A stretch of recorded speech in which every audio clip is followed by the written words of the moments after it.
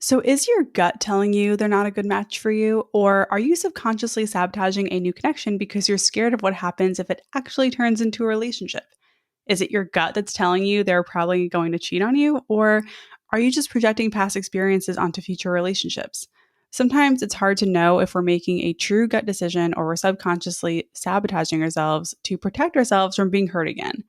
Listen to learn the difference.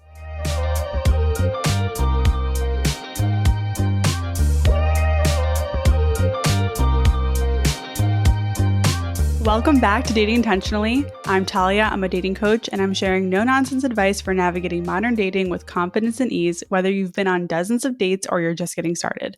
I believe dating can be fun, especially when we're led by our intuition instead of being pushed by our fears.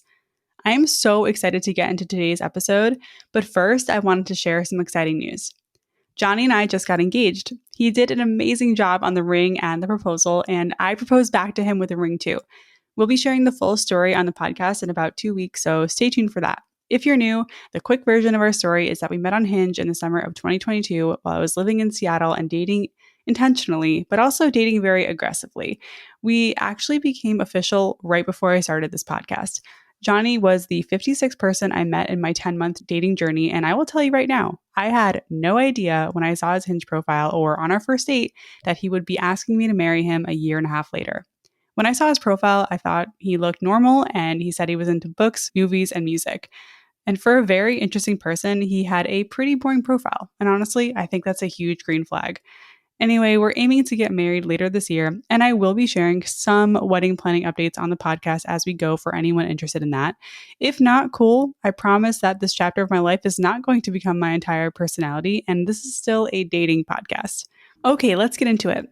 Today, I am getting into self-sabotage, why we do it, what it looks like, and how to start trusting your intuition instead. Self-sabotaging a relationship means you're consciously or subconsciously doing something that will get in the way of developing a connection or relationship, or to keep an existing relationship from growing or getting deeper. Do you think you've ever self-sabotaged a relationship? Keep listening for specific examples and ways we do this. Some will probably surprise you.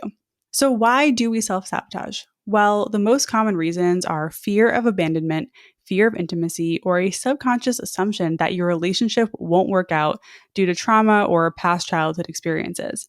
A lot of this is happening under the radar, by the way. On the surface, you might want a relationship and be working towards having one with someone by dating, listening to podcasts like this, working on yourself in various ways. But unless you're really working on healing your core belief system, you might continue to self sabotage. Your core belief system affects so much. And let me tell you, I've been working with my therapist for 6 years, and there are still things I'm uncovering and learning about my core belief system. I'm talking about the kinds of discoveries that hit you like a ton of bricks. This journey never ends. So I encourage you to have self compassion if you find approaching this type of work intimidating or daunting. I think it is, but it's worth it. The truth is, we all have core beliefs to rewire and things to unlearn when it comes to relationships. Trusting your gut or following your intuition, which I'll get more into later, is very different than self sabotaging. But sometimes when we make decisions in dating, it's hard to tell if we're making a decision based on our intuition or if we're just repeating old patterns that keep us out of relationships. I hope this episode helps you get clarity on the difference between repeating these old patterns that keep us stuck and making decisions based on a gut feeling. There are so many aspects of the dating process we can't control, but this, the choices we make, is one of the few things we can control. So when you become aware of the ways you might be getting in your own way, you'll be able to make different decisions. Before we dive into this list of 8 ways we self-sabotage, I want to share a resource that will take your dating to the next level. I made a template for you for tracking dates and put together a collection of post-date questions that will help you reflect on the time you spend getting to know new matches. These 2 free resources will take you from feeling confused to feeling crystal clear on who to keep seeing and who to move on from. You can grab it in my bio link on Instagram at dating.intentionally. It's the link that says Date Tracker.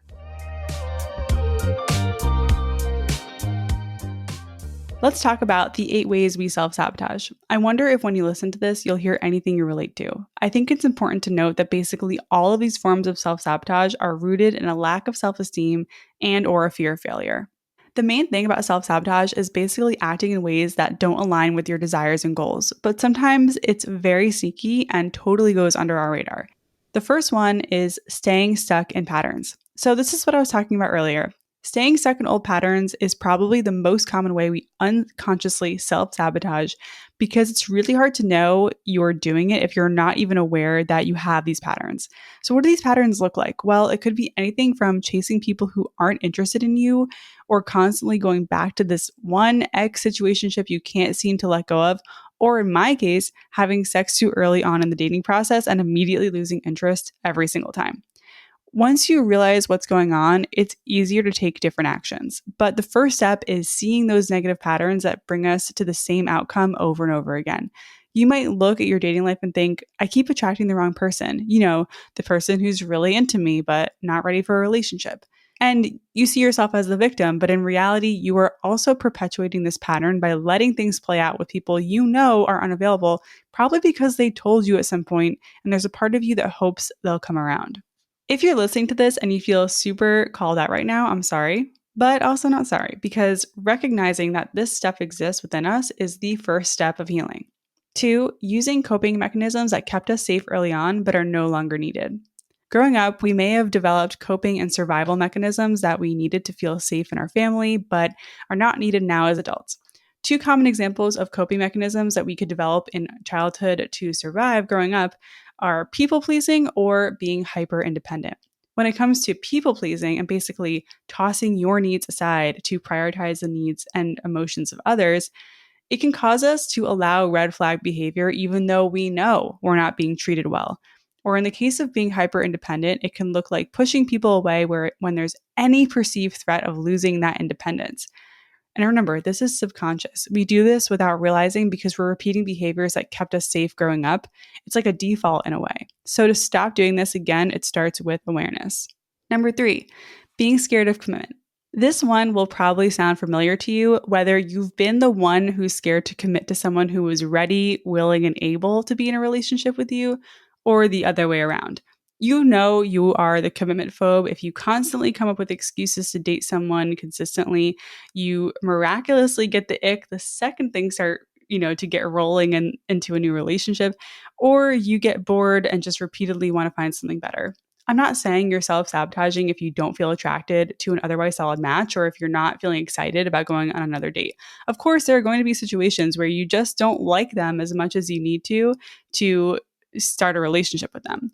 That's part of dating and that's not self sabotage. But if you struggle to even see yourself committing to anyone, if you think you want to date, but you keep finding reasons to put it off, then maybe this is a form of self sabotage for you.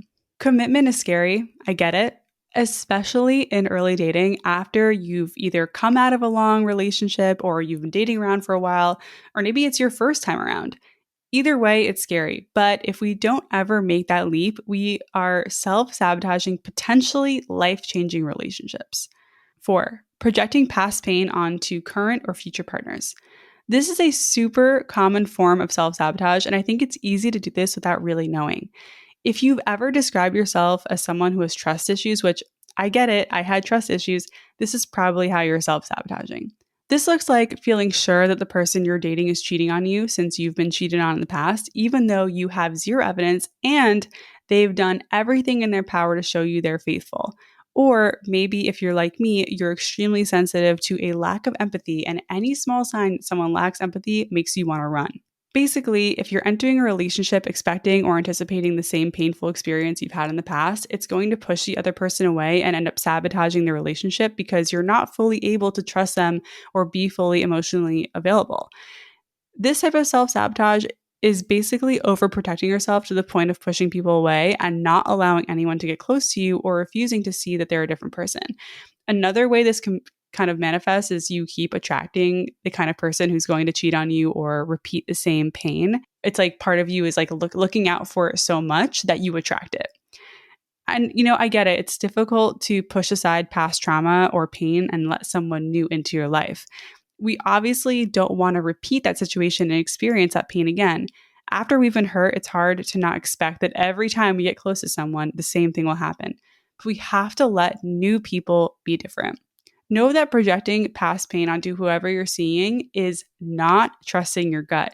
Just because someone hurt you in the past does not mean that this new person is going to hurt you the same way.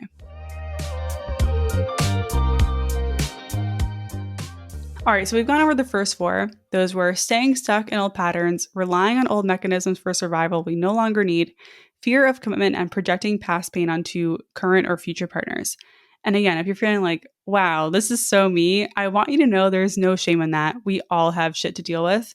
And we've got four more forms of self sabotage. So number 5 is acting out. This is going to look like picking fights, being passive aggressive, withdrawing, or giving them the silent treatment, punishing them by withholding attention or intimacy, and stuff like that. Sometimes we don't realize we're picking a fight or being overly critical because we're uncomfortable with the situation we're in. It's not like they're actually causing us to be critical. It's like we're uncomfortable, we're overwhelmed. Unfortunately, if you've never been in a healthy relationship, sometimes you pick a fight just because that will feel more normal to you. This is very common because healthy relationships often feel more boring and kind of just steady than toxic relationships. So if this sounds like you, know that when you feel like you want to pick a fight or do something that will get their attention, try to reflect on your true motivation and what you're getting out of it. I'm not saying to question and second guess yourself, just to pause and reflect. I can see how this one can overlap with trusting your gut. Obviously, if someone crosses a boundary or if they do something that hurts you, speaking up is very important. But speaking up about that isn't the same thing as acting out. Acting out is done for attention, even if it's negative attention. And hopefully that difference makes sense. Number 6, feeling you're unworthy. This is a big one. This type of self-sabotage happens when you feel you're not good enough to be with the person you're with, or that you're not attractive enough, you're not healed enough, maybe you don't make enough money, or anything where you feel like you're not on the same level as the person you're dating. Therefore, you're unworthy and can't date them. You might even feel guilty for being with them. This can also look like a lot of negative self-talk or really judging yourself or being super critical of yourself in the dating process. I see this form of self-sabotage a lot in the comment section of my Instagram posts. There are so many people out there who love to tell the story about why they're not dateable. It could be like, I'm too short, or I have too many trust issues from my past relationship, or I have ADHD, or I'm turning 40 next year, and on and on. I'm not saying these things aren't true, but the connection of I can't date because I'm fill in the blank is a story. That is a narrative because you can date. No one is stopping you. It might be scary for you, and that is valid. It might mean putting yourself out there, and it will probably mean getting rejected, but that's something that everyone has to go through. It's the belief that's holding you back. It's not the actual thing you're focused on, whether it's your height, weight, income, health, or whatever you believe is holding you back. One example I could think of that could have been self-sabotage for me but wasn't is that I believed I was not smart enough to date Johnny when we first met. Okay, Johnny is a doctor. He has a PhD in mechanical and aerospace engineering. He went to college for like 11 years working on his degrees, and he works at NASA. So on our first date, he made a math joke that completely went over my head. Yes, I was absolutely a little insecure, about my education in comparison. I have a BS in film production. I could have told this story that I couldn't date someone like him because I wasn't educated enough, but I didn't. He was very into me when we met, and he didn't care that I graduated with like a 2.7 GPA. What can I say? I chose the wrong degree. Anyway, of these 8 examples of self-sabotage I'm sharing in this episode, I think this is the one I think everyone can benefit from addressing. It's really hard to build a healthy, secure, long-term relationship when you don't believe you deserve one or that you're not good enough to be with your partner. If you feel like you're not good enough for the people you date in any way, which, by the way, is not true. Feelings are not facts. One thing I want you to practice is not putting people on a pedestal because you are worthy of love, commitment, companionship, and intimacy. You are dateable. 7, making excuses. This is your classic situation where you might use your career, school, or something else going on in your life that could be an obstacle or an excuse to not date. Dating and entering a new relationship can be overwhelming. And I get it. Like when you have a lot going on in your life, the idea of making space for a relationship is daunting. But be aware if you're actively making it so you don't have time to date. This can look like keeping a ton of distance between you and the person you're seeing by not making space for them in your life. It could also look like planning dates when you know you won't be able to make it or at inconvenient times when you'll end up just canceling. This is the subconscious part of self-sabotaging. If you feel like something is telling you to cancel a date, but you can't come up with any legitimately good reason, maybe that's not trusting your gut. It might be self-sabotage. Only you will know, but it's always worth pausing and checking in with yourself. And number 8, avoiding discomfort. Finally, the last way we self-sabotage is simply by doing whatever we can to avoid discomfort. Let's be real, in some ways, it's easier to just not engage in relationships because they're messy and there's a lot of hurt that can come with them. Those messy parts of being intimate and vulnerable and all that stuff. This could show up in a lot of different ways. I'm going to share some examples, and they might sound like things people have done to you or maybe you've done. And I want to preface this by saying that pointing out these behaviors overlap. Like, just because someone ghosted you, that doesn't automatically mean they were self-sabotaging. As you know, there is a lot of nuance with this stuff. Okay, so here are some examples of how you might be self-sabotaging by avoiding discomfort. Ghosting is one of them for sure. Like it's easier to just drop a relationship like a hot potato rather than let it play out if you rather avoid discomfort that comes with intimacy. Other examples are saying you have to reschedule a date, but then never actually doing it, running away the second things get heavier, vulnerable, or overwhelming, and cutting things off as they get more serious. Again, there is a fine line here between self-sabotage and trusting your gut. It's self-sabotage if the person you're getting to know is everything you say you want and it feels scary to keep going. It's trusting your gut if the person you're getting to know is not aligned with what you want and you feel like something is off. So do you see the difference? Let's talk about trusting your gut. At this point, I hope it's clear that self-sabotage is more rooted in the expectation that something will fail. Trusting your gut is different. First of all, trusting your gut is something you might literally feel in your body, like in your bones. I think a gut feeling is a physical sensation that probably feels different for everyone. Like, I don't think I could describe what it feels like for me, but I know I have a really strong intuition and I am used to following it. I want to talk about how you know you're trusting your gut in dating and relationship situations. You know you're trusting your gut when you've gone into something with an open heart, an open mind, and you've gathered information and you make decisions that are more aligned with what you want, not with what you're afraid of. Trusting your gut is about making moves towards what you want, even though it's scary, and self-sabotage is running away from what scares you. To be able to trust your gut, you have to know you're worthy of what you're after and believe that the relationship you're looking for exists. It's out there. It's something you can have.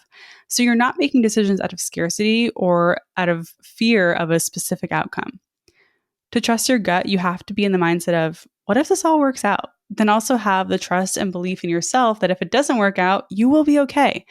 It's really about that internal feeling of trust and worth. Self-sabotage is rooted in anxiety. Trusting your gut is rooted in your intuition.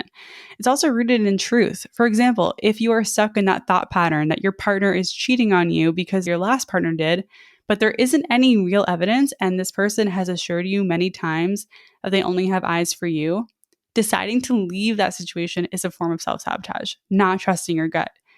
Because the truth is, in that scenario, they are not cheating on you. You just can only believe that someone would. You know what I mean? Self-sabotage is very much rooted in stories, assumptions, and our old belief systems. And while, yes, some of that is useful in protecting ourselves, a lot of times these just hold us back. Love is always a risk, but you have to trust that it's a risk you can handle. You really will be okay if things don't work out. You have to believe that you're resilient and your next heartbreak is not going to break you. Even if it does, you'll always get back up. I think the pain we experience in love can be used in two ways. We can use it as information and lessons learned to avoid past mistakes, or it could be used to confirm old beliefs over and over again with partners that hold us back. So I want to leave you with a few techniques to make sure you're trusting your gut and not self-sabotaging. The first one is to not talk to your friends too much when it comes to your dating decisions. I think this is a big mistake that we make in early dating. We're like showing our friends pictures of the person we're dating. We're showing them screenshots. We're getting their opinion. And I get that it's fun to talk about dating. And I wouldn't say like, don't talk about it at all. But the reason why your friends aren't the best source of advice is they love you so much that they're always going to be a little too overprotective.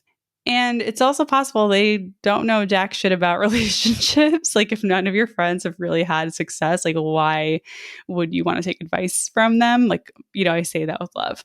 We all have that one friend, So I would just say it's going to be harder to trust your gut when you have your friends or your family's voices in your head about these decisions. So try to not involve them in your decisions as much. All right, the second one is pause before taking action. This is a great thing to practice regardless of your relationship status. It can help you so much in life. The point of the pause is to check in with yourself. What do I want the outcome to be? And what are my actions going to be to align with that outcome to the best of my ability? Why am I hesitating? Why do I have this urge to do what I always do, which leads to the outcome that brings me unhappiness and more stress? Can I do something different? Do the pause. The pause, there's so much power in the pause. 2, get clear on what you want. Okay, grab a journal and a cup of tea, sit in a quiet space and write down what you want. You can, whatever, you do it on pen and paper. You can draw it or paint it, write it on your phone, on your computer, whatever you want. Write down what your life would look like if everything you're stressed about right now would actually work out. Write down what you see in the future for the best version of yourself. And I think writing really helps us center on our direction in life, and it can reveal our true desires. It's hard to tap into your gut if you don't know what you want, so definitely figure that out. 4, practice being in your body. This means checking in with yourself physically. We can do it right now together, okay? So take a moment. You can close your eyes if you want. Take a deep breath. Try to tune in to different parts of your body, your shoulders and your neck, your jaw and tongue, your forehead, your back and hips, your feet, and especially your stomach. Where do you feel like you're holding tension? Do any of these parts feel particularly tight, stiff, or tense? Notice that. Try to release that tension, shake it out, take another breath, and do a little stretch. Sometimes when we're in different dating scenarios, checking in with your body like this and giving it these areas a once over can tell us a lot about how we actually feel about someone. And this takes practice. I'm not saying you need to get up when you're on a date and do a stretch and shake the tension out of your body, but this body awareness can help you gather more information and tune into your intuition more. I hope this episode helped you gain more clarity around the why behind some of the choices you make in dating. Moving forward, I'd love to see you trusting your gut more and avoiding things that scare you less, especially if on the other side of that fear is something you really want. You're doing great. And don't forget that you can get my free date tracker and post-date reflection questions, which will help you reflect and trust your gut even more in the dating process.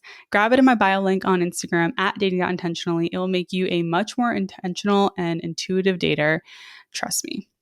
All right. Thank you for listening. I really appreciate it. And I love it if you share this episode with someone who's navigating dating and might need a little confidence boost or some tough love. If any of these episodes have helped you in your journey, you can help me by leaving a stunning review on Apple or giving Dating Intentionally 5 stars on Spotify. Once again, I'm Talia. This has been Dating Intentionally, and I'll catch you next time.